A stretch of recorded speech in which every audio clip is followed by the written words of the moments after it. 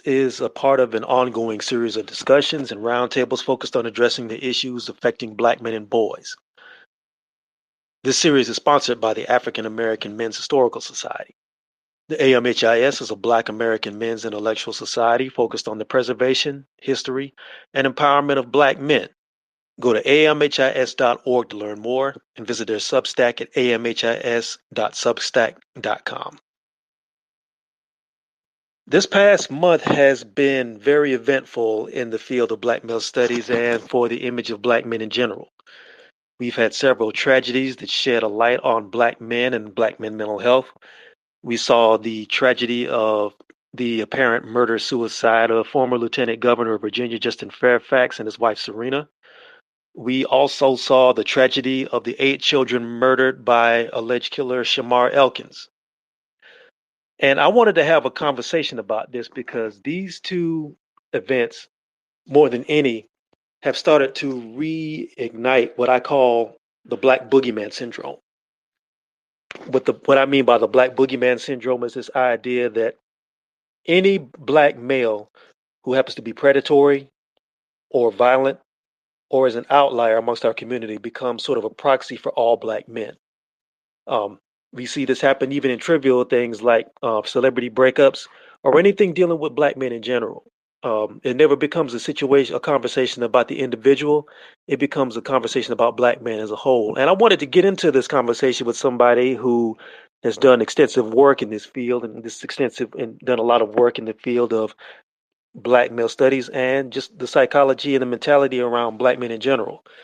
My guest again tonight is Professor Tommy J. Curry, author of The Man Not, one of the seminal founding fathers of Black male studies. And how you doing this afternoon, Dr. Curry?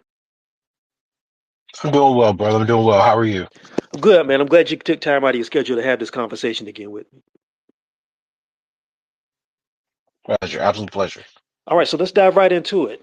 Why do men who end up committing crimes against Black women or who are alleged of committing crimes against Black women automatically become proxies for Black men in general? Well, I mean, there's a few reasons historically that we've seen this. I mean, the first, of course, is the simple manifestation of racism, where you have a belief about a group that they're violent, that they're deviant, or they're criminal, and when one individual manifests any behavior that aligns with that, that individual is taken to be proof of the theory of inferiority or danger that you have of the group.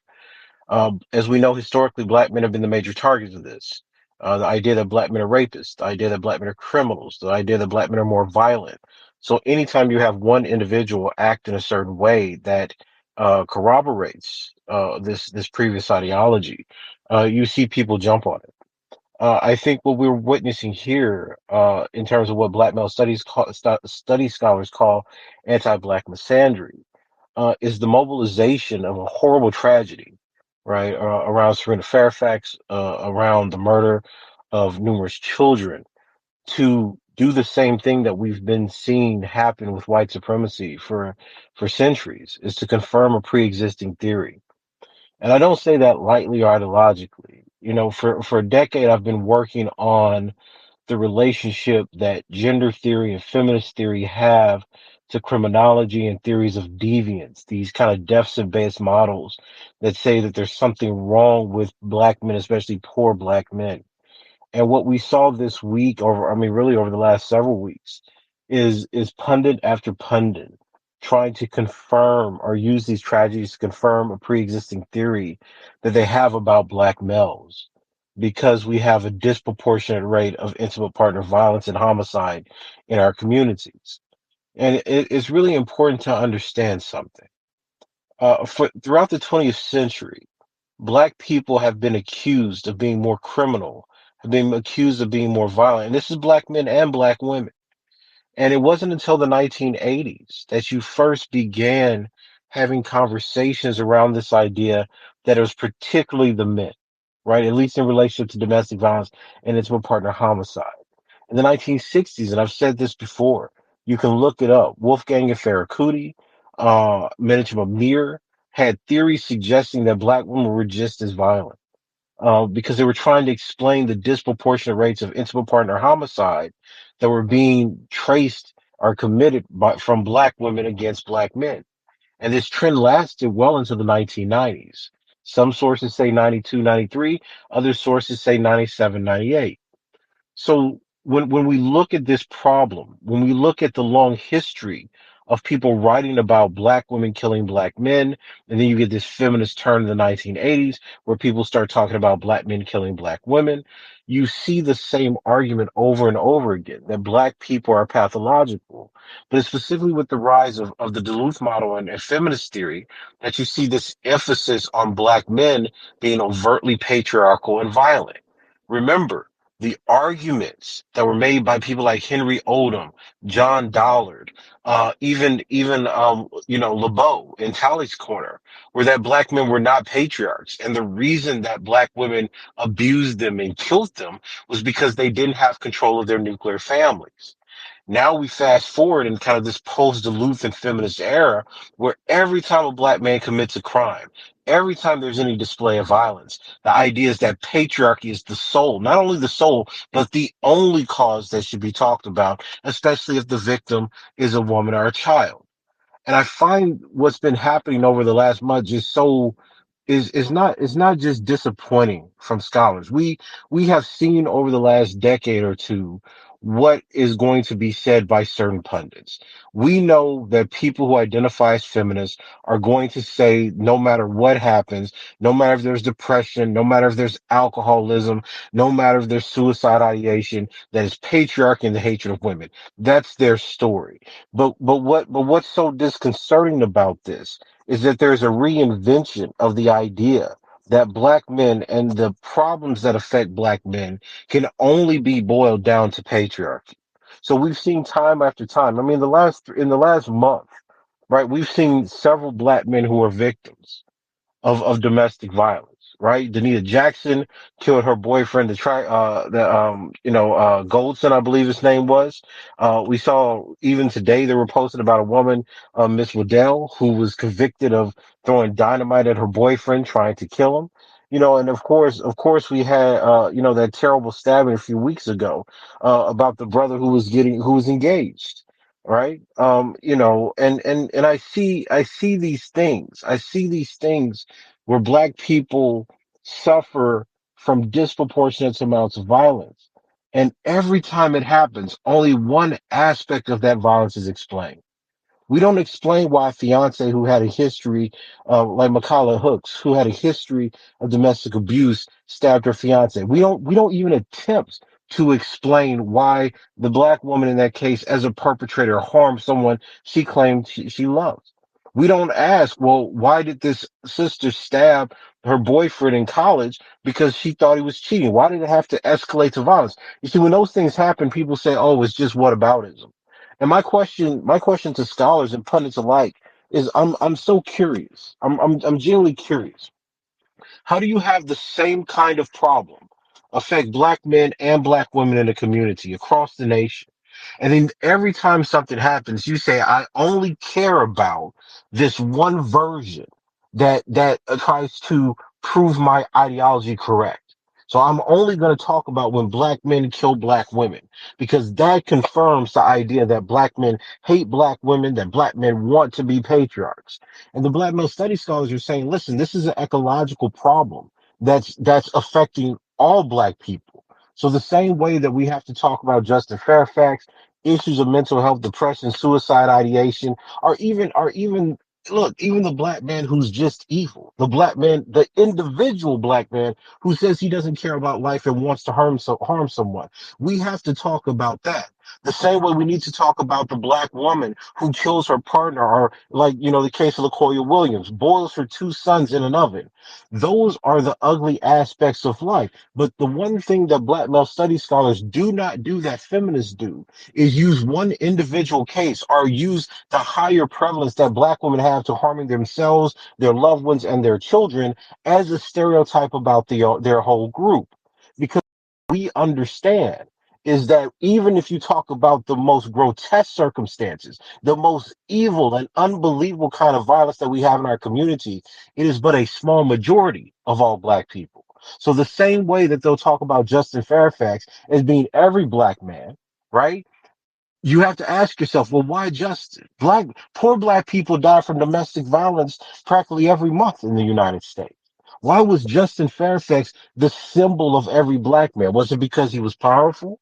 Was it because he was educated and middle class? Was it a way for us to situate or convince people that even when you're educated and have social and economic mobility, you're still a danger to women? You see, that fits into a certain ideological ploy. But the reality of the situation is that most domestic violence and most intimate partner homicide happens amongst people who are socioeconomically deprived, people with substance abuse issues, people with psychological issues and detachment, and people who suffer from neighborhood and societal segregation.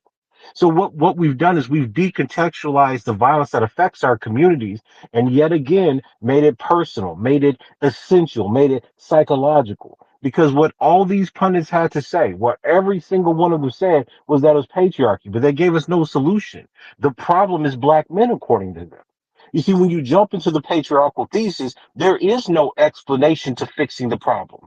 It just reverts back to the circular argument that, hey, be feminist. Patriarchy is men wanting to control women and hating women. Hey, learn not to hate women, be a feminist. But that doesn't solve real problems.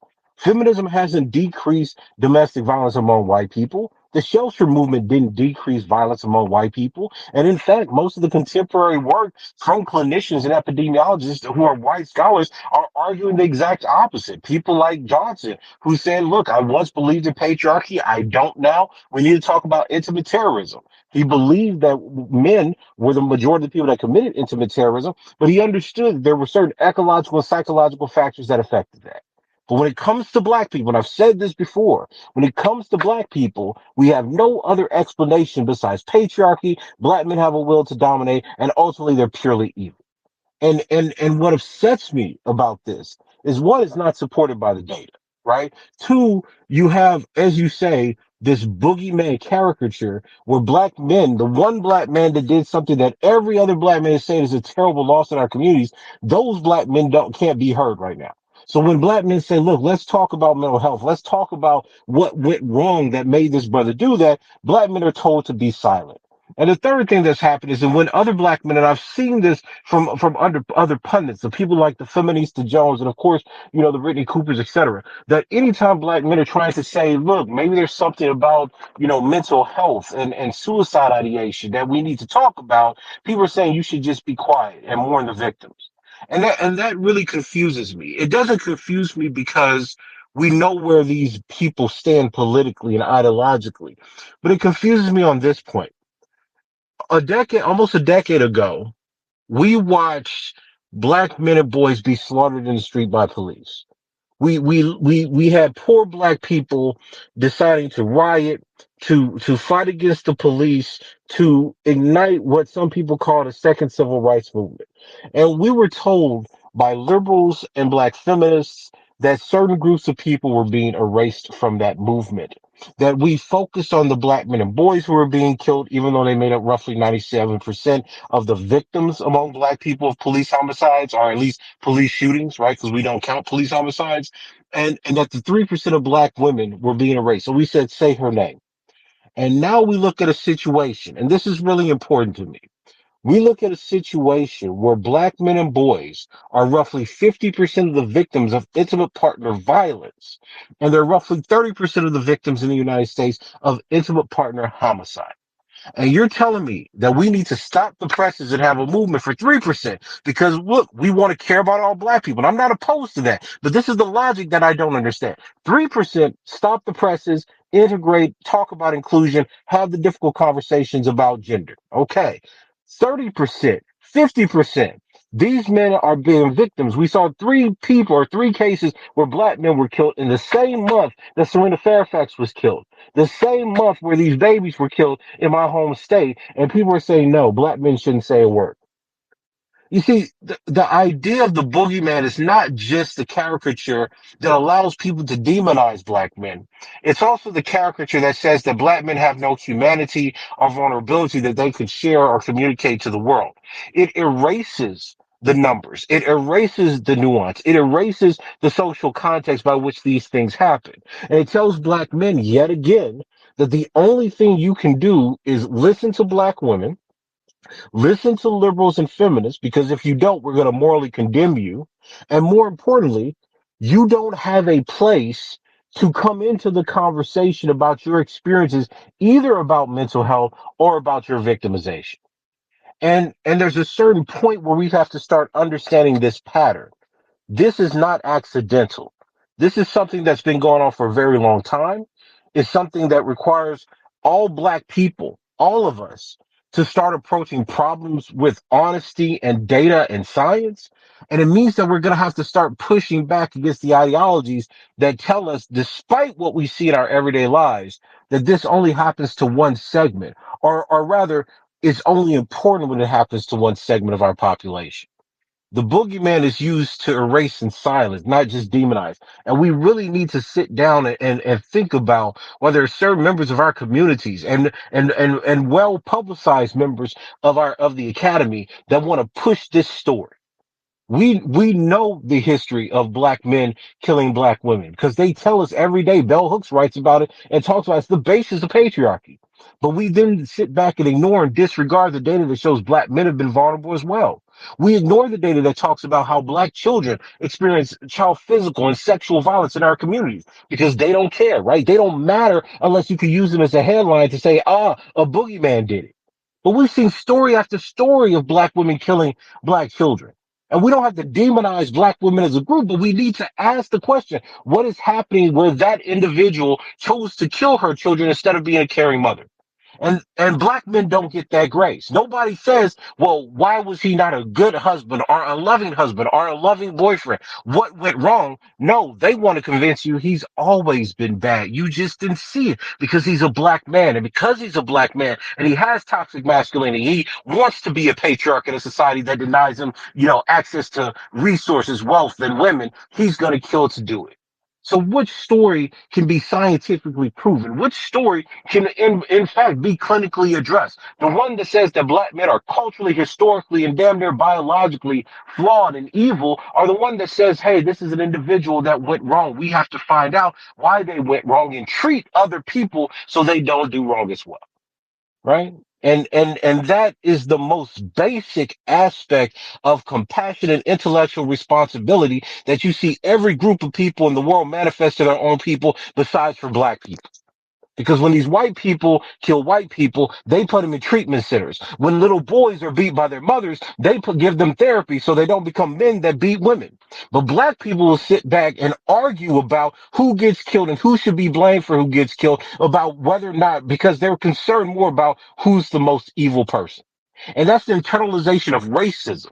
That's the internalization of self-hatred. And that shit doesn't exist outside of the United States to the extent that exists inside the United States. So we have to be very, very clear about what tools and ideologies are being used for black people to believe certain things about themselves and why those kinds of ideas are the ones that you see in all the white punditry circles and all the white venues that are circulated throughout the country. I want to get into a little bit of the background of how we got here. The demonizing of black men, as we know, is going on as long as black people have been on in the American shores. But the modern academic strain begins with Shulamith Firestone around the fifth chapter of her book, The Dialectic of Mm-hmm. Sex, where she discussed the Black Yeah. Panthers and the hypermasculine imagery of black men with arming themselves basically scared her to the point that she wrote in that book that the Panthers were basically competing with white men for power without acknowledging that black men Mm-hmm. wanted power for self-determination in the case of the Panthers and not world domination. Now, this lined up with the white radical feminist theory that all men are oppressive patriarchs, which disregarded the fact that black men are at the Yeah. bottom of every socioeconomic metric. And these theories were largely confined to academic debate and academia, but they began to gain traction through art. Um, Around about the time that those notions began to gain traction in theory, you saw the rise in the '80s of work like The Color Purple and Waiting to Exhale, Mm-hmm. and then also daytime talk Mm-hmm. shows like Oprah Winfrey and others. Then they reinforced the stereotype of the sorry and abusive and no good black men. And for the first time, black women in the public sphere were helping to promote these negative images of black men, which ended up becoming a shield for white feminists to avoid being labeled as racist. Do you think that some of that that progress of history is kind of moved into where we are today, where you have black people and black Absolutely. feminists who are basically pushing a lot of these narratives without any backing at this point? No, absolutely. Because, here's the nuance of it, right? In the 60s, you had criminologists, right? So, I mean, you go back to Oscar Lewis, you go back to, Wolfgang and Farracuti, Minich and Mamir. These are the people who are pushing this idea that black culture, I mean, Lewis is talking about Puerto Rican culture, but that black culture fundamentally has this compensatory idea. And here's the difference between them and then, what Firestone writes, right? So they're saying black men are not patriarchs. Puerto Ricans are not patriarchs. So what they do because they can't be patriarchs is they compensate with violence and with sexual aggression. So that's the first thing. Like, there were no theories of black male patriarchy before you get to black feminism that I could find, right? Um, so Shulamit Firestone does something a little different. She says, okay, if we start looking at Freudianism and see the family as the basis of sexual discrimination, then basically you can read racism as a kind of nuclear family problem. So in that chapter, I actually teach that chapter in my radical black philosophy class. In that chapter, she's saying, look, black men are finally asking for power because they've never been real men. She says, but to be a real man, you have to relate to white men. And the only way you could do so is basically to kill him, right? So that's the Oedipal complex she's worried about. Prove that you're more aggressive or basically be a pimp to show that you're more sexually attractive than him. And in all of these, she says black men fail and ultimately he'll be castrated. The black woman in that case has the same complex. And this is why I think feminist theory is fascinating. White feminists saw black women the same way that they saw black men. Shulamit Firestone says, look, the black woman doesn't want to be like the white woman because she thinks that the white woman is too weak. So the black woman wants to be the white man. She wants to bed him, to be more than his concubine or Jezebel. She wants to be the wife. So she says that the black woman develops the Electra complex, where she's trying to slaughter the white woman to end up with the white man. And in both of these cases, black men are thought to be imitating white men in terms of wanting to have power, but black women are trying to imitate white men in terms of being the kind of woman that is powerful enough to be with them. And she says that, and this is literally in her text. Because black people are like children. Remember, she's using the nuclear family as a way to explain racism. Because black men and women are like the children of white people and they're not rational, they're not fully developed, and they have no desire to be with themselves, the fight, or what we now call the gender war between black men and white men, I'm sorry, black women and black men, is nothing more than a sibling rivalry for white people's attention and resources and power. So what have we seen happen? What we've seen happen with black feminism is that they've taken certain aspects of this ideology and they don't tell you where they get it from. So they say, oh, black men want to be white men. Well, where does that come from? They don't cite anybody but bell hooks. So if you look at Frank Rudy Cooper's essays on, biracial masculinity, he just cites bell hooks. He doesn't say Firestone. Firestone, right?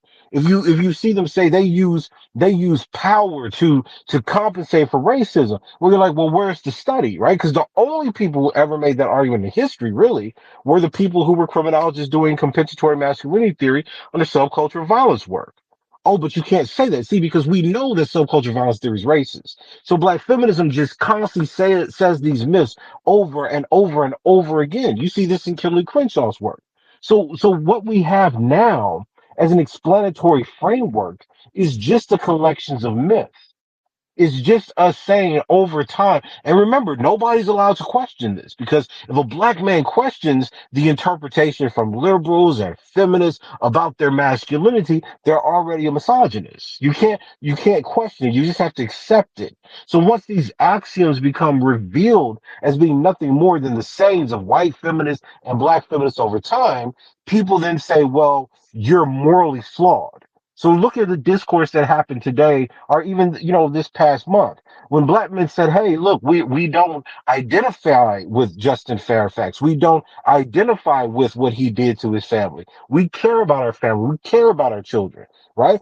Black women and black feminists said, "No. It is our time to be on the platform, our time to speak. And if you disagree with this, you're a misogynist, you're a misogynoir, you're violent, you're a part of the problem.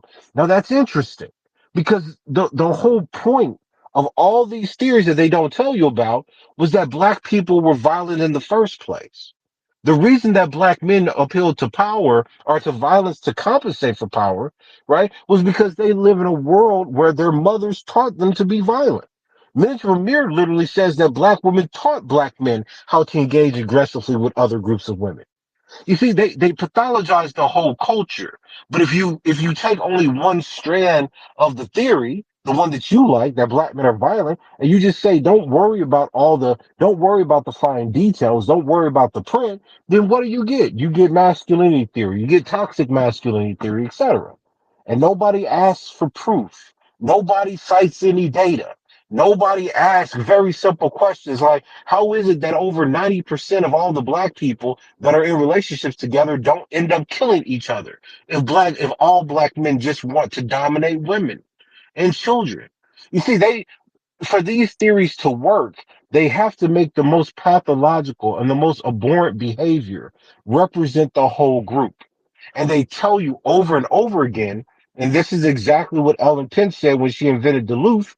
In order to make this theory work, in order to make a Duluth model work, you have to make women innocent. You have to make it so that women never kill their children, so that women never attack their spouses. As she said, when we had to explain lesbian violence, we turned away from it. When we had to explain why some men didn't like what they were doing, we had to ignore it. You see, it's an ideology that even the creator of the ideology said does not work in a clinical setting. But you can't question it. And that's the problem. One of the reasons, and I truly believe this is my personal opinion. One of the reasons we're not going to solve domestic violence among black people is because not only do we not look at the evidence about what causes it and what escalates into intimate partner homicide, we don't want to address the hypocrisy of our culture in dealing with the issue. So we want to take a snapshot of Justin Fairfax and say, black man killed black woman, masculinity tried to dominate femininity. But we will eliminate societal racism, substance abuse, depression, unemployment, etc. And then what we'll do is we'll turn around and says, oh, those are just black men problems. And we're so completely dishonest about black women killing black men. Black women like the college student that killed her boyfriend over thinking he cheated in a bottle of cologne, right? We'll ignore the mothers who are hurt, harming, and killing their babies, right? Who are stomping on them, who are boiling them, who are opening and cutting their testicles because they don't believe they should be having sex or they disobey. You see, there's no shortage of horror to go around. But what we do as a black community, as a black people, as educated black people, is we say, oh no, we know those things happen, but they don't happen very often. So let's only focus on this main problem, which are these black men who are usually poor, who are usually unemployed, who are usually victims of either incarceration or coming back from the military and not being treated. You see, we use them to stand in for the violence that we want the rest of the world to accept so that we sympathize with certain groups over others. And notice this is a conversation that happens primarily among educated classes of black people who take themselves to be representing victims and then negotiating for resource allocation from liberal white people and liberal white institutions. And as we know with Trump, this well's drying up. So we're Mhm. going to have to start being very honest very quickly if we want to reduce violence. I want to throw some numbers out there for the public.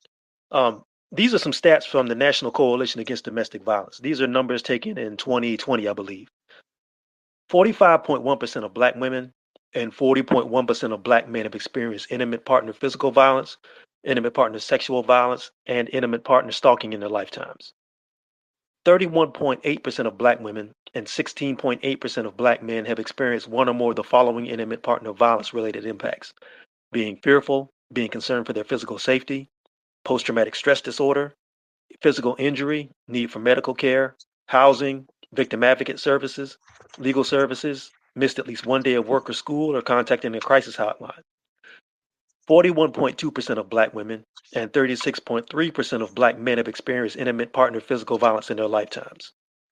53.8% of black women and 56.1% of black men have experienced psychological aggression by an intimate partner in their lifetimes. 17.4% of black women and 14.8% of black men have experienced intimate partner sexual violence other than rape in their lifetimes. One more stat I want to put out there is if we're speaking specifically for black women killed by black men, the percentage of black women killed by black men in the data that was published in about 2023 is 0.96% out of 200,000 women. That's 200 women a year, which is still more than obviously necessary, but that's the numbers. What these two data sets put together say are basically that intimate partner violence is bidirectional, meaning men and women are attacking each other, and also that the number and the percentage of black men and black women that are harming each other is less than 1%. My question for you, Dr. Curry, is this is a very small number compared to the overall population of black men and black women in the United States. Also, again, like I said before, it's bidirectional. So if people who claim to be advocates for stopping black intimate partner violence, and you touched on it a little bit earlier, are only using one side of the Hmm. coin and only using one side of that equation and not speaking about the other, how does that help black men and black women? And also, why are they not talking about the outlying causes of this partner violence, like as you said, like poverty, drug use, mental health? Why are these things being left out of the equation and the black boogeyman narrative is the only one that's running? Well, I mean, you have to understand how profitable it is, right? I mean, so like like like even the numbers you got from the National Coalition Against Domestic Violence, Yes, right? Those numbers don't they give they're giving the lifetime prevalence, but they often don't get into the nuance of how many people are suffering. Right, like across like the news data from 2022 from the CDC, places the lifetime prevalence of Black women roughly at 53.6%, and if I'm not mistaken, the lifetime prevalence of Black men in that very same data set was 57.6. It was one of the first times, and I remember it standing out because it's one of the first times that the lifetime prevalence of intimate partner violence for Black men exceeded that of Black women, at least in Dr. an Curry, are you adjusted speaking? percentage. Yes. Can you not hear me? Yes, now I can. Yes, Okay. Yeah. So I don't know what part you heard, but what I was saying is that in the latest data set from the CDC, the NISVS data, the lifetime prevalence for Black women was 53.6%. This is adjusted rate, right? And the lifetime prevalence for Black men was 57.6 or 57.3%. And that's not significant in any terms. Like, it doesn't mean that Black men are completely outnumbering Black women, but it's interesting because, again, when we get to this question of bidirectionality, it really does show that, at least in terms of what Black men are reporting, they're reporting similar numbers in terms of violence against them. And for the life of me, and I mean this in all sincerity, for the life of me, I cannot understand why, when you have this kind of data and you had the kind of history that we have with domestic violence, why we can't understand or try to understand this as a community problem. And even when you have people that are talking about this as a community problem, you have them still focusing on Black men as perpetrators and Black women solely as victims.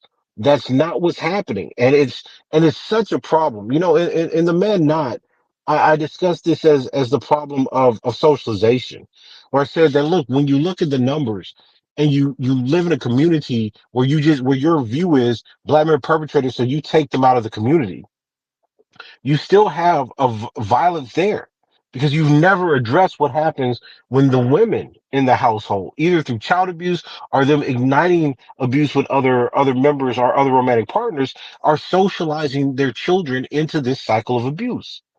You see, the numbers don't dictate how we should interpret the value of who suffers. The numbers point us to a problem. And what I'm so frustrated by over years and years of talking to people and years of trying to bring case after case about how this operates is there is simply a dry well of sympathy and compassion for Black men who are victims. There is a need, almost ideologically, to situate them primarily as perpetrators. So until we're more honest about what's happening, until we're saying, hey, we get spotlights on black men who are killing their partners, their wives and children, but that's not necessarily the whole dynamic of our culture, our community. And if we don't, and for God's sakes, we have to stop listening to pundits that we know have no interest and no previous writings or no engagement with the science about this because they want to push their agenda. Our people are forever going to be at war with one another. It's to me it's just unbelievable. Like I said, where you have one group of people, like white people, who are willing to say maybe we should look at the overall trauma. And we see, what, Tori, we see this all the time.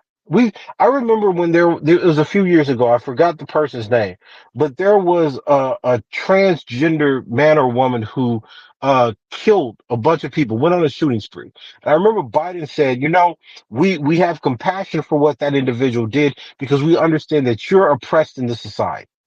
Nobody said that that was making excuses or taking focus away from of the real victims.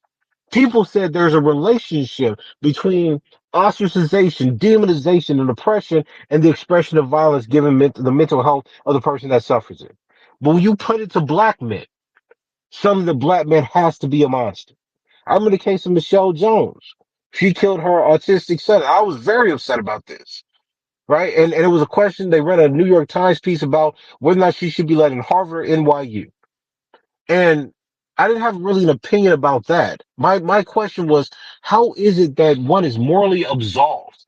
Why do other people told black men how they should feel about a young black boy who's autistic being killed? Everybody talked about mental health. Everyone talked about her history as a young mother who was pregnant and went through hardships. And I'm not making light of that, but I'm saying that why is it that when one person killed a child, we understood the need for compassion and context, but when any other black man kills a child or a spouse or an intimate, it's always patriarchy. You see, we're using theory to confirm our bigotry and bias. We're not being honest about what's happening, and we're not being compassionate to the circumstances that affected individuals have in the United States. Be it poverty, be it racism. In the case of Justice Fairfax, character assassination, his career taken away, alcoholism, but none of that sparked any discussion for mental health. We had people saying we need to not look at mental health. So we have to really look in the mirror, and we have to stop disregarding facts about black reality and facts about our community because it doesn't fit with the ideology we were taught in our English classes, our women and gender studies classes, etc. Acting like the ideas of other groups of people or the ideas of people who have risen to the spotlight as celebrities dictate what's actually happening in communities. It's an unfortunate situation, and it's a situation that's only going to get worse given what's happening in the United States with more economic deprivation and more visible racism. I'm actually glad you made that point. I want to give a few more numbers and then I want to move to the next part of this conversation. This is some data from the 2010 National Intimate Partner and Sexual Violence Survey. 43% of lesbian women and 61.1% of bisexual women have experienced rape, physical violence, and or stalking by an intimate partner at some point in their lifetime, as opposed to 35% of heterosexual women. 26% of gay men and 37.3% of bisexual men have experienced rape, physical violence, and or stalking by an intimate partner at some point in their lifetime, as opposed to 29% of heterosexual men. LGBTQ, Black, and African American victims are more likely to experience physical intimate partner violence compared to those who do not identify as Black and African American. And I wanted to give that data so people can understand that even if you remove the quote unquote predatory black male from the situation, you're still going to have predatory people in the community who are going to be harming each other. But as you said, nobody really wants to have that conversation about where the harm is coming from. But I want to get back into what you was. Go ahead. Well, I'm we sorry. well no, I was going to say, I mean, I've when I was doing my systematic review in my MPH program, I ran across all those. I ran across. I mean, it had to be a dozen systematic reviews on lesbian intimate partner violence. And people, and this is what I thought was just interesting is that people acknowledge that same sex couples and lesbian couples in America, specifically white women or white women, have some of the most violent relationships in the country. They have the highest prevalence rates. But nobody, well, see, this one, despite those numbers, no one will say a stated fact that's been founded for the last 20 or 30 years. Right. So despite the most violent relationships are lesbian relationships.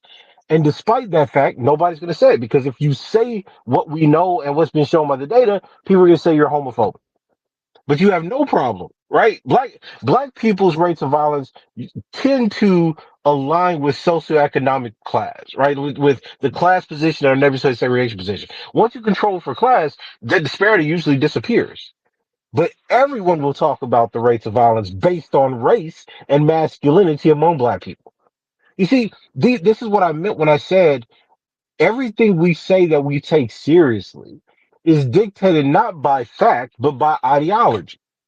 Because the group that's most disproportionately affected, at least of intimate partner violence, not necessarily intimate partner homicide, are going to be lesbian relationships.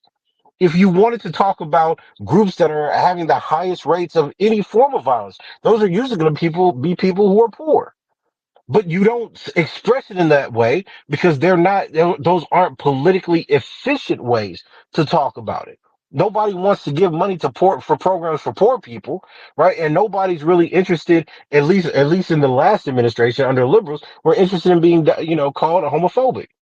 But there, where there is money, who can make political careers, saying their men are monsters, right? Well, we've seen those people. We've seen what they can do. We've seen how they use that idea to get money for their institutes, their nonprofits, or even get positions in government, right? So that's what I mean. Like at some point, let's stop playing. Like we're not just.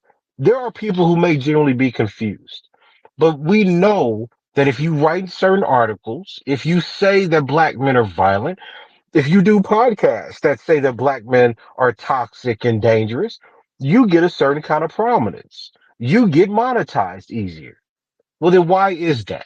Because there's a certain kind of profitability in the demonization of certain groups of people.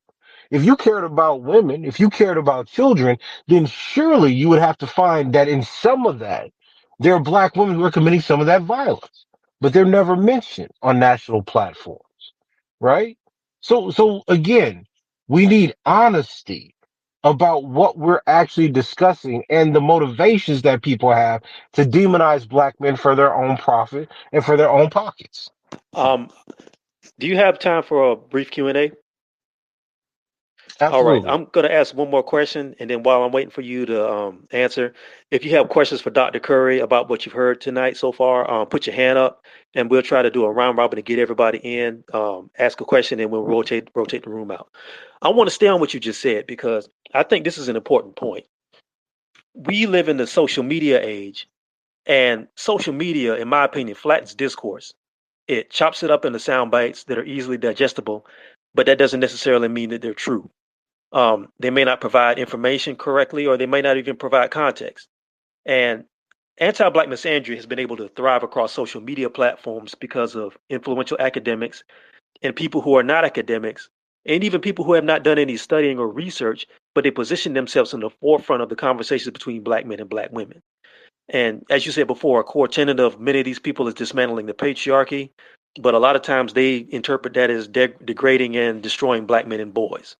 I mean, we saw what happened worldwide over the killing of black men after the murder of George Floyd and how that got redirected into political and financial gains for everybody but black males.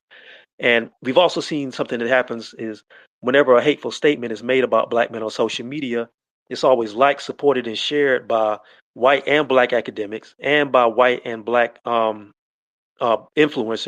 using the cover of black people who usually put it out there first. And this would not be allowed with any other ethnic group. It wouldn't be allowed with Jewish people. It wouldn't be allowed with LGBTQ people. But you can say hateful things about black men and not even have to worry about any sort of academic censure or economic censure or any kind of challenge from the institutions who hire you or TV networks or podcast networks. So I want to Absolutely. ask you, how did we get here? You explained it a little bit, but how do we push back against this? because I feel like in a Well, I way it's mean, wearing out its welcome, but not quite because a lot of the atmosphere politically that used to allow that to happen is kind of drying up because of a lot of the funding for that sort of thing is going away. But I also feel like there's room to move this needle.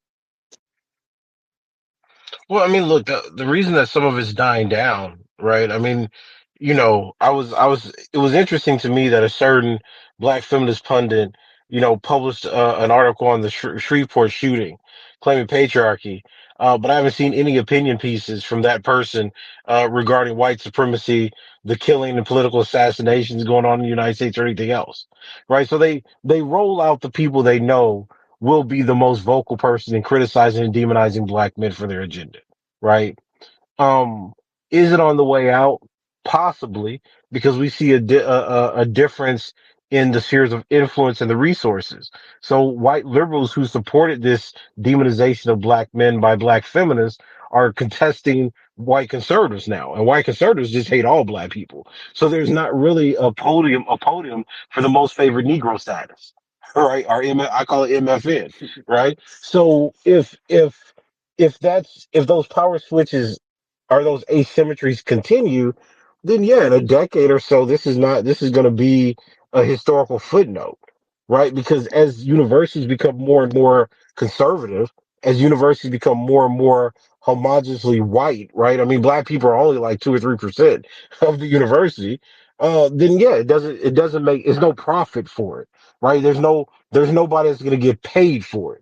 And I think you see some of that happening now, right? Like, remember, this conversation about Fairfax is happening in kind of a black ecosphere, right? Because it's a debate between black men and black women. It hasn't moved the needle in national discourse because you're in a war with Iran. You got rising gas prices. You got Trump and ICE killing citizens. Like, white people aren't moved by this. This doesn't mean anything. You may have the liberal feminist academic cite this as a case for why black men should be feminist or be intersectional. But in the reality, this doesn't move the needle because overall, white people around the world care less and less about what black people think. So if this is what I'm saying, if once the well dries up and once these ideas are going to have to fight within an actual marketplace to be proven, it's not going to fly because you're gonna do exactly what we're saying. How is it that the Serena Fairfax case, right? And God rest her soul, right? Why is that case trump the other three black men or the other two black men, right, that were killed in within days of that? You see, that it doesn't. Nobody can give you an answer besides we choose to view black women because we think black women are the most abused. And then you'll say, okay, well, can we go to the data? Well, it doesn't show that, right? So, I mean, it does, black women are more at risk for homicide than any group of women, but black men are more at risk of homicide for any group of men. Like, it's just, I don't know how people sparse that. And once you start having that conversation, you're going to have to start making hard decisions about whether or not you just want to hate each other or whether or not we want to do something like solve the problems in our own community and stop listening to people with degrees in English tell us about things like epidemiology and mental health. We need social workers. We need public health scholars, right? We need psychologists and psychiatrists to deal with this problem. People who actually deal with people. We don't need theories, trying to propagate the deviance and demonization of one group of black people for the elevation of others. And not until, and this is important. You want to talk about a solve this? We need to call these people out. What one of the things that I've recognized over the years is that there's no shortage of people who are willing to come at black male study scholars, even when black male study scholars practically are boring researchers that do nothing but publish. Right? We publish. I've recently started giving testimony in defense of black men who are victims of intimate partner violence. But for the most part, we're really just researchers, and some of us are clinicians. There's no shortage of smoke for that, despite all of our work going through process and being tested. But when it comes to this general ideology, this notion that we should read bell hooks over, black scholars that are in labs and giving us case studies, we seem to be timid. So I'm always questioning what are the actual disparities and tragedies that black people care about.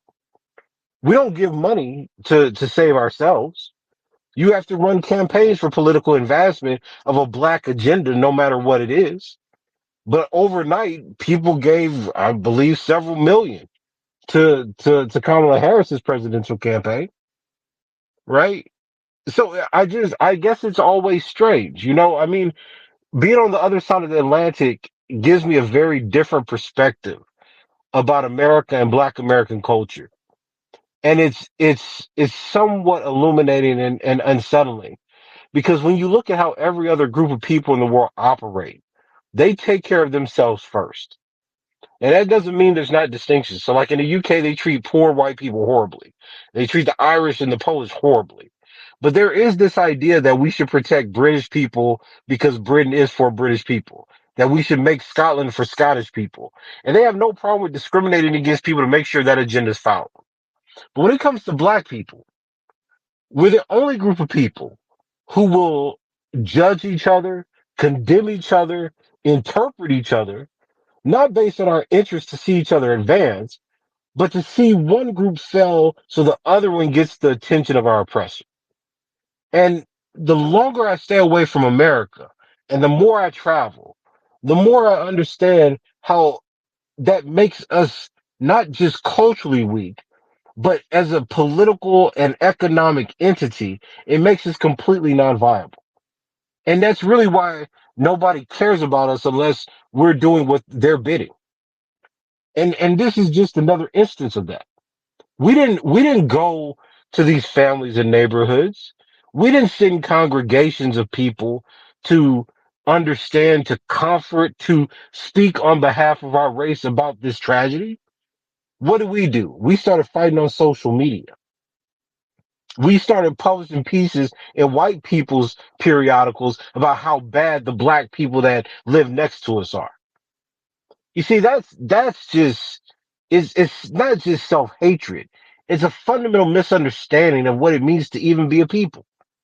Because there's not any other example that I know of where that becomes the primary engine of what motivates how people think about themselves.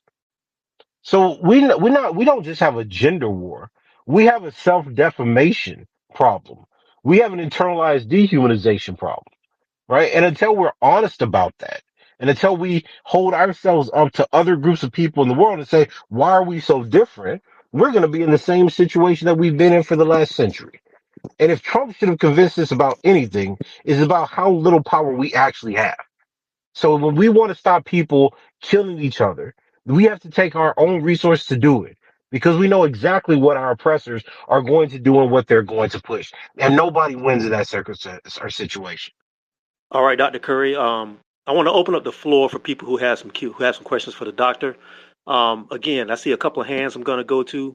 So if you have a question, put your hand up, shoot me a request, and I'll try to get you in. Ground rules here. If you keep your submission down to 1 minute 90, 1 minute 30, if you can. I got my watch on. I'm going to be timing people because we got to get in and get out. We don't need a soapbox and everything. Just ask your question and move on. So this first, I'm going to bring up Ian. Ian, go ahead and answer the request, and then I'll bring in a couple more people as I see you. So, Ian, you have Dr. Curry. Floor is yours.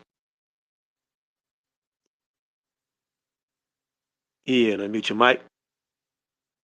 Yes, can you hear me? Yes, sir. Loud and clear. What's your question for the doc? Okay. Okay. Salute to you, Professor Curry. Good to hear from you again.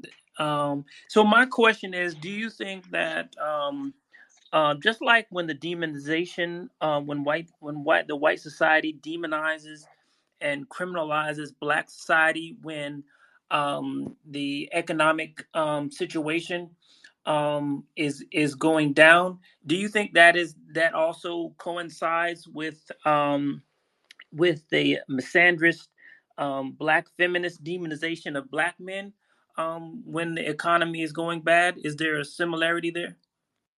Yeah, I think so because usually when economies get bad, you have an increase of deviance. Men tend to harm or rob strangers more than women do, just in general. So it becomes it's an easy target. right? I mean, and you saw this in Bell Hook's writings, right? Like when it was around the crack epidemic and you had the rise of mass incarceration, she didn't necessarily talk about the systems. She said, "Oh, black men are more violent than ever." So yeah, I mean, it becomes a talking point, and I think that we have to again be very very careful about that because we need people to observe what's happening and then report what the correlates of it. Is it unemployment? Is it joblessness? Is are black people or black men or young black men turning to alcoholism because they're being excluded from the economy and can't participate? Well, if that's what's happening, you're gonna have a higher risk or propensity for violence, be it robbery, be it armed robbery, be it murder, be it interpersonal conflict, etc. You see, there everything that we want to believe as a general fact about black people can be explained through social science and through historicization. And what we don't get in punditry are people paying attention to context, right? Because it's not again, I fundamentally disagree with the narrative that it's only black men who are affected by this. Black men may be disproportionately affected, right? But it's not true that black men are the only ones that are committing crimes or violence against intimates because they're unemployed, depressed, or isolated. Black women are doing that too. We see rises of dating violence. Black children and teenagers are doing it. So this is something that's affecting the group. We're just not being honest about those numbers and about the people that we see. Black feminists are taking advantage of the moment. That's kind of their spill. That's always been their paycheck. The question is whether or not we fundamentally believe them, and what other ideas do we have to challenge them. There should be nothing wrong with black people challenging things that we find problematic, but we're being told to kneel to one gospel and one gospel only. All right. Let's go to Dr. Myron Gilmore. How you doing, brother? You're on with Dr. Curry. What's your question for the doctor? Welcome. Thanks.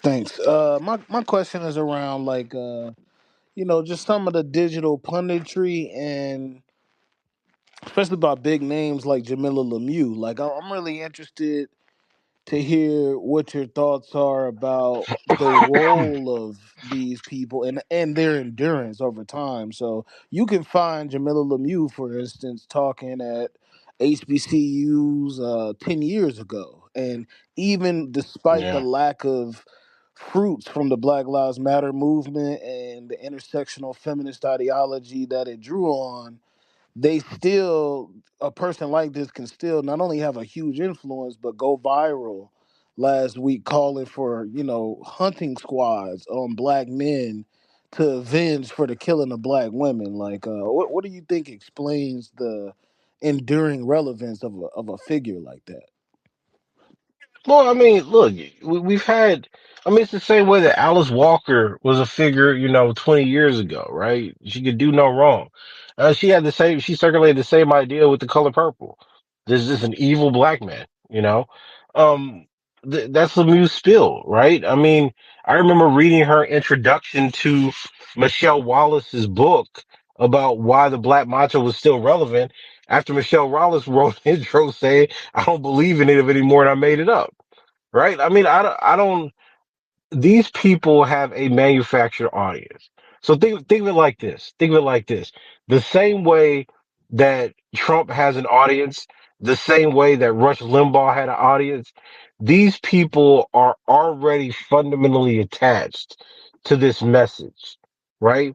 You have groups of people in America, groups of black women and white feminists and white people generally because of their racism that hate black men. So Lemieux exists and persists because soon as she says that rhetoric, that audience activates. It's already there and made for. What black people are dealing with now is trying to find an audience, right, for people who care about other black people and who love black people. Right. I remember, watching this thing with Tank.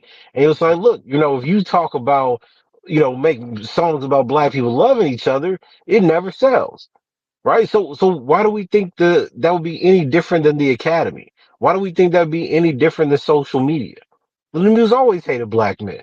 I remember 10 years ago when they were pushing that stuff around BLM, et cetera, they were still trying to push that false statistic that domestic intimate partner homicide or domestic violence is a larger killer of black women. And Holder went on TV I think this was like 2009 or something when it said it. And then the CDC, no, sorry, the DOJ had to go in and amend what he said, right? Because I remember I wrote about it in my book. So, You talking about these people will always have an you talking about agenda. Obama's Attorney General Eric Holder?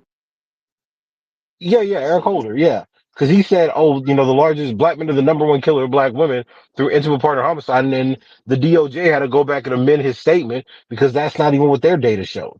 Like, you're always going to have these people. So I think the issue is not so much why they persist. The issue is how do you defeat their ideas? Because they can't support them. It's just that a lot of people believe them. So we have to get better at dismissing and fighting against dogma, which used to be the job of journalists and academics. But I guess the payrolls have expanded.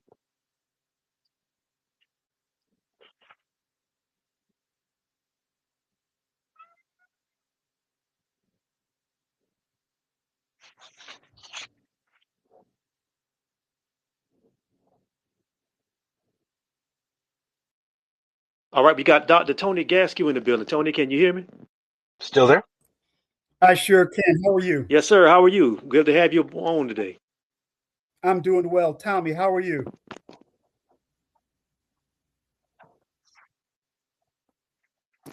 Hey, Tommy, can you hear me? Yes, yeah, I got you. Okay. Hey, listen, I'm going to make it quick.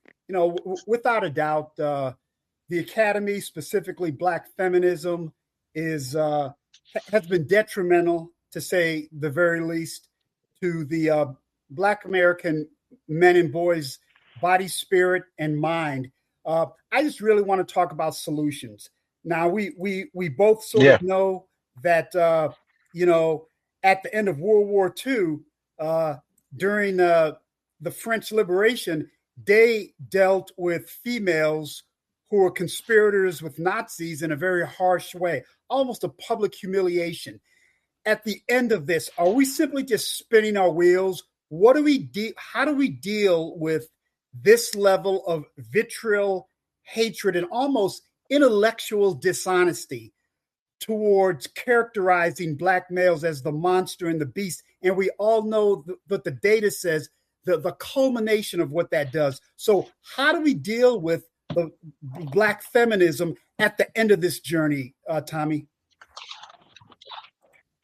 I mean, at the end of the journey where black people are free, or at the end of the journey where we have to start making hard decisions about who's for black people and who's When not. we have to start making hard decisions? Yeah, listen, I think that we have to start understanding the role that propaganda plays in our own decimation. And if we get to that point, I don't believe we're going to get to that point because everything, I mean, especially around this generation, right? There's no people don't read data. They don't read books. They're not trying to educate themselves as a population because most information comes from social media. That's one of the reasons that people like Lemieux become so effective, right? But I think that if we're making hard decisions, then black feminism, at least in respect to how it's talked about black men and families, is no longer a thing. Because it would be understood both as propaganda and kind of as self hate. And you know what's funny about that, Tony? I was having a conversation with a colleague here in the UK, and they have much stricter hate speech laws here, and I really do believe a large reason the very here because there are black feminists, but black feminists here are not fundamentally antagonistic to black men. Like I've had conversations with black women where we've respectfully disagreed about something, but nobody's hating the other group. We just disagree, right? There's no idea that black men are trash or that black men are bullet bags. So it's circulating because of American culture. That's what I think is empowering this kind of vitriol and these kind of caricatures of black men. But if we're talking about in America, then it's very clear it does not become a vehicle for black liberation. And even more so, it becomes what we know COINTELPRO was. It becomes what we know subculture violence theory was. It's a mechanism by which people are being socialized to accept their either their inferiority complex or to work alongside a rationalization to lock up and kill black men. So at no point do I think that the variant, and I'm being very specific here, the variant of black feminism that continues to tell us that black men are trash, bullet bags, weak links, violent, rapists, etc. I do not think that coexists with any optimal or normal racial psychology that's healthy for black people. You It know, it it breeds nothing but animosity and antagonism, and it has to be dealt with as kind of a form of variant or disease. That's my view.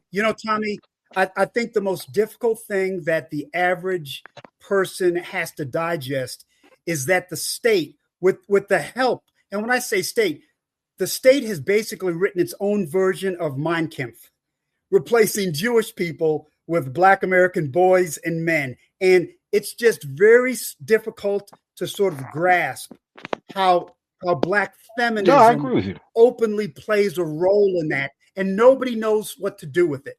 Tony, I want to ask you something, and I want to ask Dr. Well, Curry they don't something. want to encounter I it. don't know if you can hear me because I want to get both your opinions on this, and also Dr. Gilmore. I think over the last maybe 2 to 3 years, at least in the social media sphere, there's been a lot of pushback against some of the narratives that Dr. Curry's talked about tonight. There's been a lot of men who have been standing up and saying that a lot of these narratives about black men, first of all, they're false. And second of all, the people who are pushing these narratives either have some sort of unresolved trauma, or they're trying to either get a bag, or they're trying to figure out some kind of way to basically make themselves notable, but using the blood of black men to do this. But there's also some pushback now because some of the stuff you're saying, Tony, is like coming not just from the academy, it's coming from digital media, and it's coming from scripted media. Like there's a movie coming out in a couple, I think next month, called Is God Is, where they have a demonic black father and these two black women conspire to kill him, pretty much, and he's just abused. He's basically like Mister on steroids. But I don't think. But while it's still out there, I also feel like there's pushback, but it's not organized. So I'd love to get both of your thoughts on that. Very quickly, Torn. Well, I'll just say this real quick. I'll just be very quick. We have a problem, and I'm amazed by this too because we don't have any shortage of articles about black revolutionaries being flawed, right? People are quick to dismiss black nationalism, certain aspects of the black radical tradition. I mean, hell, the only part of the black radical tradition we talk about really is Marxism, right? Um, we have no problem dismissing that. But somehow black feminism becomes protected both as a kind of ideology and as a form of speech because it's endorsed by white liberals. So until we get to the point where we have difficult conversations and there's refutation of the blatantly false things and ideas circulating about black men and boys and black communities and families, right? Uh, I don't think that we have a viable claim to be fighting for liberation, right? These are not ideas that liberate anybody, and they've failed over the last 40 years to show anyone otherwise. Right? All right, Dr. Gasky, I'd love to hear from you. Yeah, very quickly, Torn, this is how counterinsurgency works. The pacification, the psyops. I think an intellectual argument can be made that there's been no time in U.S. history where this level of complete state resources directed at neutralizing black men and boys since communism in the United States. And I think we really have to start looking at solutions. I think we have to look at this through the lens of a counterinsurgency war. And again, I know that's very difficult for the average person to see. But if you look at it from the perspective of state resources, and of course, it's just not the academy, but it's total control over the media.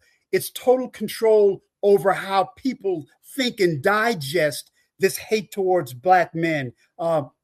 It's this way of continuously getting underneath your skin and reminding you. And we're talking about pure military grade psyops and propaganda, how damaging black men and boys are to the globe, not just the United States of America. So we have to start looking at solutions as if it is war. All right, go ahead. Yeah, and I like what both of them said because when Dr. Curry answered my question last time, he was saying like, how do you defeat an idea? And I think that's a great place to start because When you think about the nature of counterinsurgency and its opposite, guerrilla warfare, I mean, a guerrilla fighter, I mean, it sounds like a mystical term, but it's basically a propagandist, right? I mean, Che Guevara said that the guerrilla fighter was a missionary. I mean, it's a man with a vision, and I think it's up to young scholars and this people embedded in this digital cyberspace to push back on these things. And I think you're right, Terrain. Look, I've seen it. I've seen screenshots that I've taken in my own PDFs floating around on different apps and on this app by accounts I don't know, Hmm. combating negative stereotypes about black people. So I do think there is I don't have a big account or anything, but I've seen a lot of influence, and I think we just have to be, a lot more vocal in what we write in the public. We try to in the audience we try to build to attack this, because I do think there is one. I agree. I agree. But to Ryan, you have to see too. I mean, if black people just take a step away, and I think Tony and Myron are correct about this. I mean, the last time that we had poor black people, working class black people, standing together in solidarity, right around Mike Brown. What's the first thing they released? That video they have for months of Ray Rice slapping his wife, knocking her out in the elevator. You see, we have a constant history of utilizing the trope that black men are dangers to women as the basis of dissolving and eradicating racial Hmm. solidarity. It was written about in ethnological manuals. It was written about, as Tony and Myron have been showing, in military manuals. It's been written about by criminologists as I study. We're showing, black male studies scholars are showing a repetitive pattern of what people are saying. I mean, hell, you have people like Samuel Cartwright say we need to keep black men enslaved to protect black women and children. Right. So this is not new. Like this, we are not talking crazy. These ideas have always been circulated. And this was the cornerstone of how white feminists sought to destroy the civil rights movement. So I don't understand why we're surprised now that when black people yet again are being confronted with a global, a political, a national crisis over race and white supremacy that's crushing the economy, that's crushing America's international standing and creating a socially repressive environment where even white leftists are being killed, that we would think or expect anything different.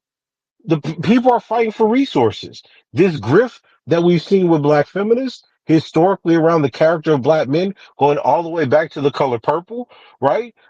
Or even but to Gene Noble's, book talking about black men are fundamentally violent. These ideas are part of the DNA of America. They're activated so that black people hate each other. They're activated for black people to distrust each other. I mean, Tori, we're still talking about people like Audre Lorde saying that black men are violent and beat black women because they're frustrated with America. She wrote that at a time where black men were the ones being killed the most by And their she was intimate abusing her partners. own. So, and she was abusing her white husband. So what are we, this is what I'm saying, what are we really talking about? It's not like we're talking about an idea that resonates as truth. We're talking about an idea that resonates with how some individuals rationalize their position in the world because they've been victims of intimate partner violence or they've experienced or seen intimate partner violence. But does that mean that your damn experience of one thing can serve as the lens for you to view everything else in the world? Who who does that? Only black people do that. Because mostly white people in the humanities don't get the funding from the people in the sciences, which is why there's a war in the academy between the humanities and the social sciences and Hmm. STEM. But with black people, we act like if our English professors say it, then our psychologists have to say it, and our epidemiologists have to say it, and our doctors have to say it. So what is it about us that's collapsing one idea rather than having different aspects that are allowed to conflict with each other and we test them for truth? It's because it makes us better to rule. Because the very processes of inquiry, the very clash of ideas, the very questioning of propaganda, right? None of that seems to apply when it comes to us. Because if you say something too loud, then somebody says, well, that person can't work in America. That person won't get a job. That person will never get hired. That X, Y, and Z, Hmm. right? So we're creating the basis by which the very notion of us thinking freely, But, right, is being but negated. Torn, And you see, I think Yeah. you see the outcome of Torn, that. you have to give the state credit though, because it's specifically in the academy, because the state has allowed black feminism to hide within black studies. Yes. So the idea is if you attack black studies, you attack black people. It is a brilliant strategy. And the second part of that is if you attack black feminism, you hate black females. It is a brilliant counterinsurgency strategy, but that I might add only worked in the United States of America. Across the globe, this strategy has failed impeccably. But in the United States of Hmm. America, it is caught on, as Dr. Curry has added, it is within the DNA. And I would argue it's within the DNA of Black America. It's just not the United States, but of Black America. They need to accept this propaganda in order to push forward into capitalism. I'm actually glad you made that. I'm glad you made Hmm. that point because I brought this up before. Well, that's chapter Yep, I 3 of the brought this up book. before. Um, when the Gaza-Israeli war started, I saw a lot of propaganda being pushed towards like Palestinians by white feminists in America, who were probably connected to the apparatus, as you said, Tony, who were basically saying that basically the usual stuff about like gay people are being brutalized in Palestine and women are being subjugated in Palestine. And I remember seeing two very prominent LGBTQ organizations and a prominent Palestinian women's organization. They said that we understand that we have issues dealing with our people in this country, but right now we're dealing with an all-out war and we're dealing with a genocide, and we are not going to separate from our people. The LGBTQ organization said that, and the Hmm. Palestinian I forgot the name of it, said that.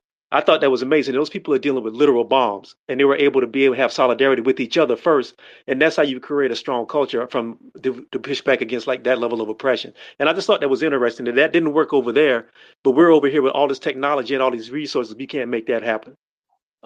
I want to go. I, Go ahead. I, I Well, wanted but to say something to but that real Terrain. quick. I wanted to ask a question Hold up one briefly. Oh second. yeah, yeah. I'll Hold be up. quiet. Yeah, I'll No, no, listen. hold up one second. We got one more speaker, and then we'll go around. So we're gonna go to Noir Datum, and then go around. Go ahead. It's TJ Torrin. It's TJ. Oh, okay. What's up? No, my question for Dr. Curry, right? So like, I mean, it's like I hear you talk about the permanence of racism a lot, right? And another Hmm. thing though that I noticed, do you think that right the propaganda of the propaganda that we see with the overwhelming commercialization of interracial dating with amongst black folks and white folks, do you think that kind of fits into the narrative of the black man being the boogeyman? Yeah, absolutely. Because listen, you have a certain sect of people in the academy. Some are feminists, some are just black liberals and progressives that see interracial marriage, dating partnerships, as a mechanism of social mobility, right? Like, you see, because you have to understand the separation. Black people, among all the races in America, are the most racially loyal people. They have like some of the smallest numbers of interracial marriage. Some of that may not be by choice, right? Because younger people have young black men and women have similar views on interracial dating, right? They're more open to it. But by and large, black people overwhelmingly marry other black people. So then you would ask yourself this question. Instead, if that's the reality for black people, then why is there such a glorification of interracial marriage and dating, right? Like your Shonda Rhimes and all that. What was that movie or that show Scandal, Yeah. right? Why is there a glorification of interracial dating, even when the white men that they're dating are murderers? You see, it's about us accepting power within a system and a structure that has allowed women, right, generally, to mobilize based on marriage and their sexual partners. Right. So hypergamy doesn't just exist because women want to marry up, and this is what Gardner Lerner says back in The Origins of Patriarchy, right? Well, she wrote a subsequent article on gender where she makes this claim. The reason that white women were never an oppressed class is because through marriage, they could always elevate into the top tiers of a society. So imagine that you had this structure, this pathway, and as much as feminists say that they're against marriage and it's an oppressive institution, what did Patricia Hill Collins say in 2000 in the Journal of Political Economy? Well, black women deserve reparations because they're not getting married. So even among black feminists, they recognize that there is a monetary and a social capital accrued through marriage. So interracial marriage is just trying to get a certain class of black women, middle class, educated, politically or socially affluent black women, right? To be seen as viable partners to the most powerful groups of men, right? I mean, it isn't, and that's exactly what Bell Hooks said at the beginning of her book, right? I think it was 8 Hour Woman, if I'm I not believe mistaken, so, right? yes. Where she says, where she says that interracial marriage, not between, she's very clear, not between black men and white women, but between white men and black women will lead to the redistribution of wealth for the benefit of the black race, right? So look, I think interracial marriage is one contested area by which people can politicize the uplift of a certain sect of educated black women.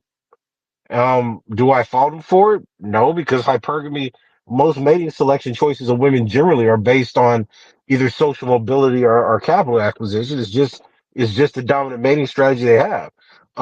But I think what's dangerous in our case is that much of the propaganda seeks to make black men non-viable partners.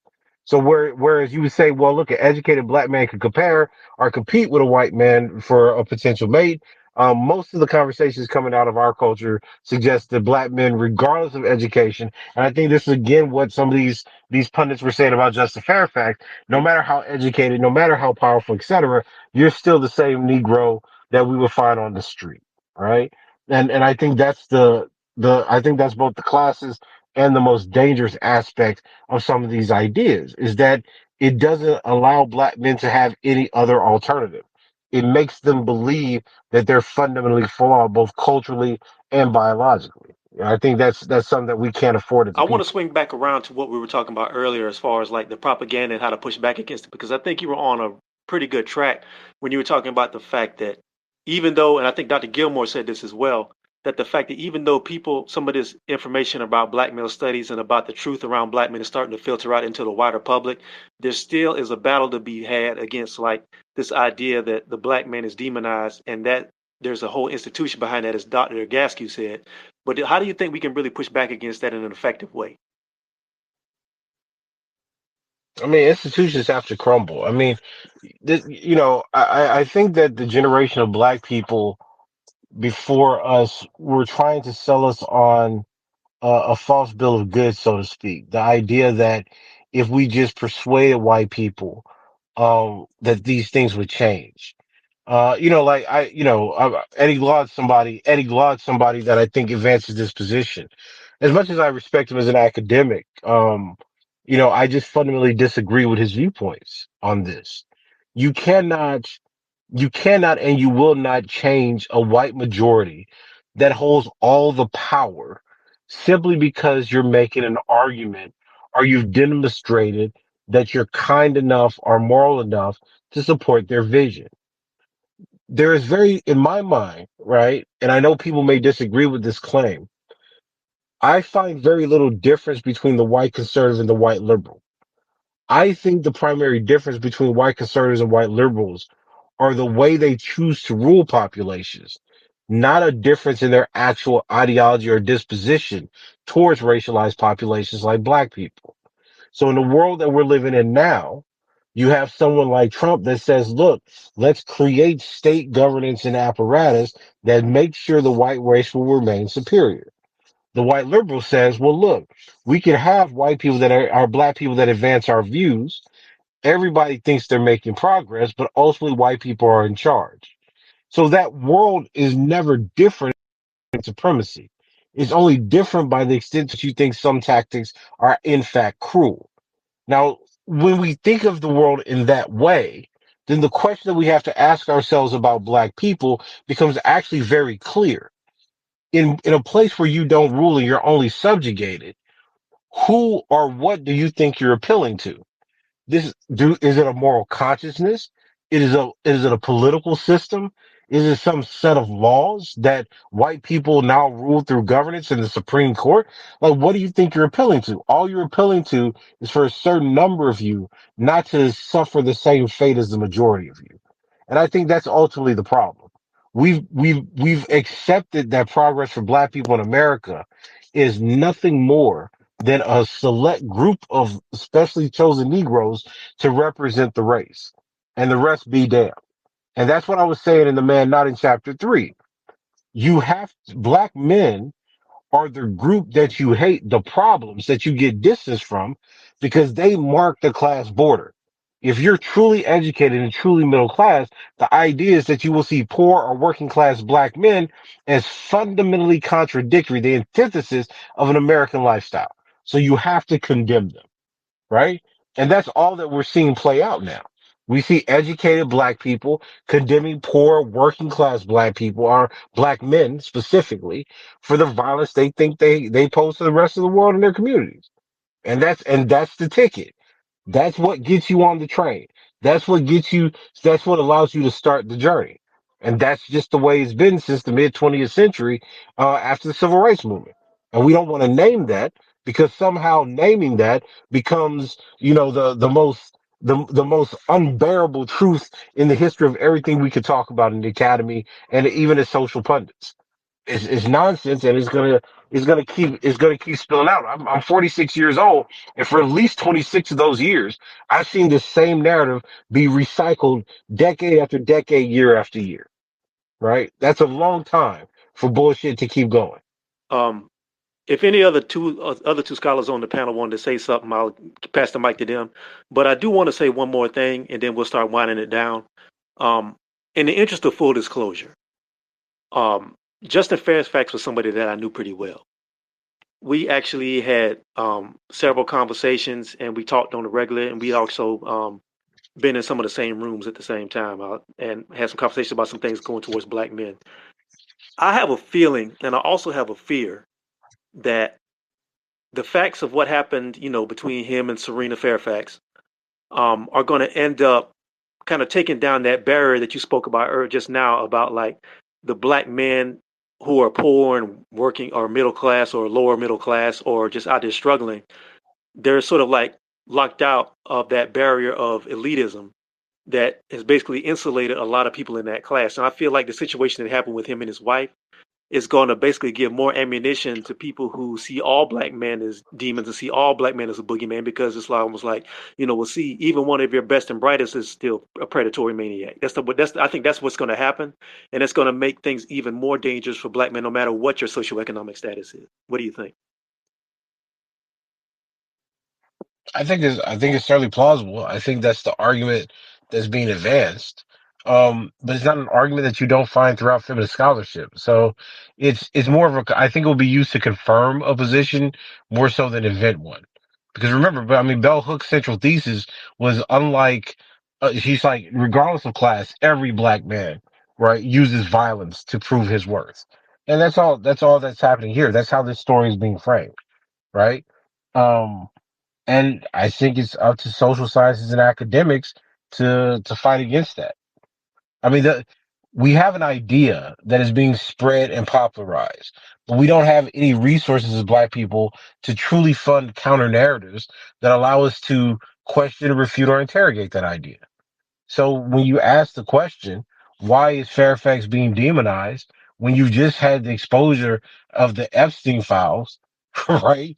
The answer is pretty clear because people have an investment in demonizing a man that they went after for sexual assault, a group of of black men who think that they're exceptional and above the rules of white people. And it confirms the theory that black people are generally violent because regardless of what, this is to me, this is the short sightedness of the argument.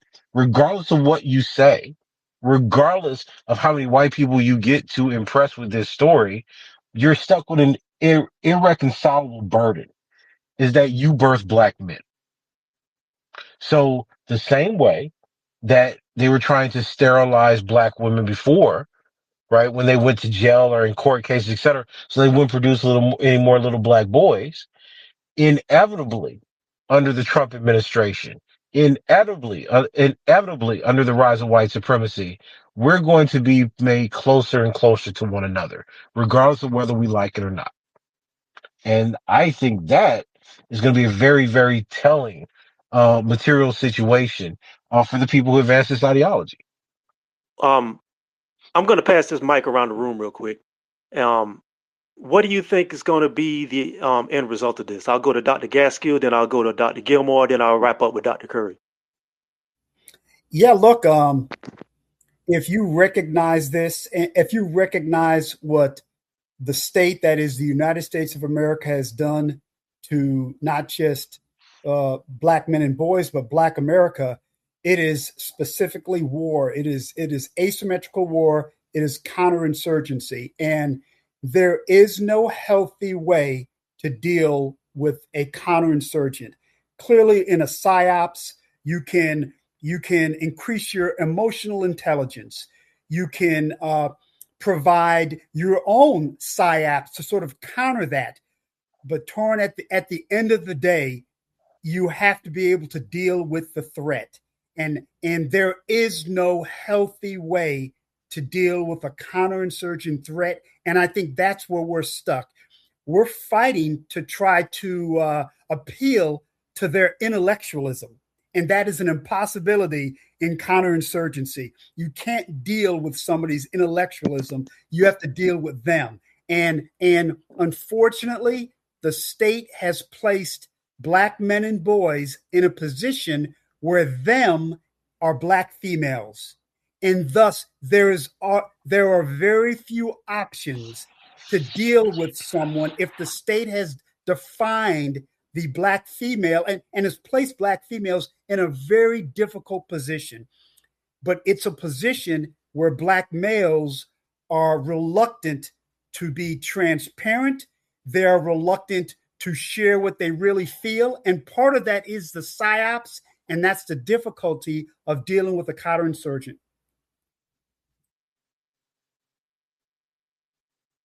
Yeah, I mean, I think what the last two speakers said was on point as well. But I think when you think about like this structured relationship that Black people have to the United States as a counterinsurgent type of state, the real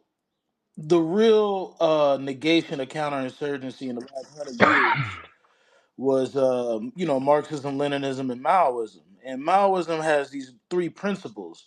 And the first is space. You need space, time, and popular will. Black people don't have any space. Black people are surrounded by their enemies. And I think, going forward, I think we should expect more of the same until we have space and time to get a popular will that doesn't reflect the interests of our oppressors. But we don't have any space. We don't have any rural countryside to control the definitions of our own. We have Is God Is coming out in theaters summer 2026. That's what we have. So, just stand by. All right, now I'll pass the mic to Dr. Curry to take us out. Listen, man, black people have been fighting a very, very long time against white supremacy and enforce it against one another. Um, I struggle sometimes because I read about so much death in our communities, um, be it from intimate partner homicide, you know, caregivers, women, men killing children. That's the majority of my research. That's what I'm always trying to think about, how we decrease violence, or rather how we understand the concentration of violence against certain populations. Um, and I think that what we have seen, and this is what Tony Meyer is saying, how they speak about counterinsurgency. What we have seen is the indoctrination of a certain kind of indifference to Black life. We now live in an academic world where people are more comfortable talking about Black people being the slave and having and being able or saying they should abandon any notion of humanity than we are with talking about how black men have historically been targeted by slavery, by lynching, by segregation, and even now within this kind of era of mass incarceration, a completely disregarded population. The things that offend us are strange. We embrace slavery as a way to name ourselves, but we refuse to name the specific targeting of black males, be it through characterological defect or assassination, which is what I think a lot of these pundits did, utilizing the tragedy with Serena Fairfax and Justin Fairfax, or even, general acknowledgement of what's happening. And we are in a battle in the United States that we are losing. We are in a world where the economic and political infrastructure that we claimed signaled our progress is no more.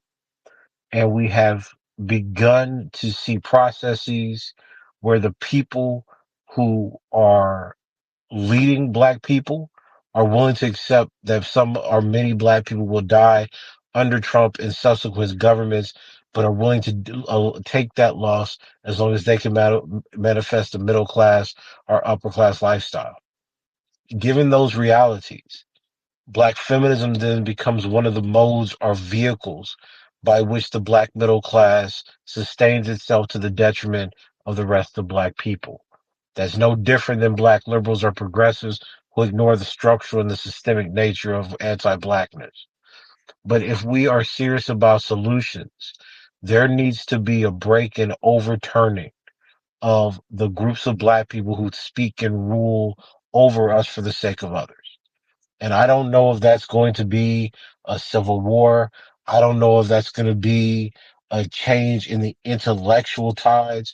I don't know if that's going to be young people saying that we're not taking this anymore and to hell with all the previous ideas. But we, under the conditions that have been set forth, we cannot continue to move forward as one people. We are not unified, and I honestly don't believe we should be unified if there is a sect of people that fundamentally believe that we should exploit white supremacist myths for the betterment of their pockets. And until we have that conversation, until academics become courageous enough to tell the truth and how they lied to black people about the ideas that would motivate change, I think conflict is inevitable, if not the only to our problem. All right. I think that's where we'll put a pin in it for tonight. I want to thank Dr. Curry. I also want to thank Dr. Myron Gilmore and Dr. Tony Gaskew. Even though Tony just likes to go by Tony, I like to give him the respect of calling him Dr. Tony Gaskew, but I think he deserves that. I want to thank all three of you brothers for coming through. It's always a pleasure when y'all are in here to come and sharpen iron and have really good conversations and basically inform the people what you're doing and everything. So, Dr. Curry, let people know what you're working on, what you got coming up. Oh man, I wish I could say it was mostly research, but I have to come back to the States, in a few months to serve as a witness for a brother that they're trying to try for murder again. Mr. Atkins, around domestic violence. So a lot of my work now is really on domestic violence. It's on intimate partner homicide. And again, it's looking at these prevalence rates and trying to figure out how to convince white jurors that facts matter. So a lot of the stuff that I'm going to be working on for the next 6 months is actually going to be on intimate partner homicide, and I'm hoping to finish up, several of my manuscripts that are really dealing with this and trying to talk about how it's a communal problem and how we can actually deal with concrete solutions. All right. Let me throw the question out to the other two brothers. Dr. Gasky, you got anything coming up we need to watch out for? I'm always working on some publications, working on an article on the Black Liberation Army and revolutionary justice. And I'm working on my fifth book on counterinsurgency actionables directed specifically at Black Americans. So trying to stay busy. You got to send me the link for that when it drops. Absolutely. All right, Dr. Gilmore, how about you? Just got the Clay Gilmore Institute summer reading group. We doing a workshop in June, and then I'm writing my book. The final, I'm finishing the manuscript all summer, and got an article coming out next month too. So yeah, I got a busy summer. Okay, please. All three of you brothers, please send me your stuff so I can help blast it out and put the word out. Um, Thanks again to everybody who came through to listen. We got a pretty good sized crowd in here for Monday afternoon, moving into the evening. Thank y'all.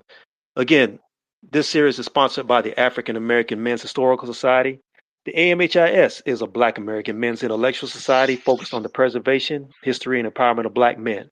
Go to amhis.org to learn more and visit their Substack at amhis.substack.org. I should have this up on a couple of other platforms by Wednesday. It'll be on my YouTube channel, and hopefully, just to let y'all know, we are going to start changing the format a little bit. We're going to start adding a video component to the Black Male Study session. So look forward to some audio and some videos. Some at the same time, some of it separated. But we're going to have some different things coming through, and we're going to have some other speakers coming through as well to open this up. Again, this has been the Black Male Study Sessions, episode 11. Return of the Black Boogeyman. Thank you all for coming through. Thanks to my panel, and most importantly, thanks to Professor Tommy J. Curry, one of the seminal authors of Black Male Studies and the author of The Man Not. Y'all have a good evening. Y'all be safe. Dr. Curry, you have a good evening. Thank you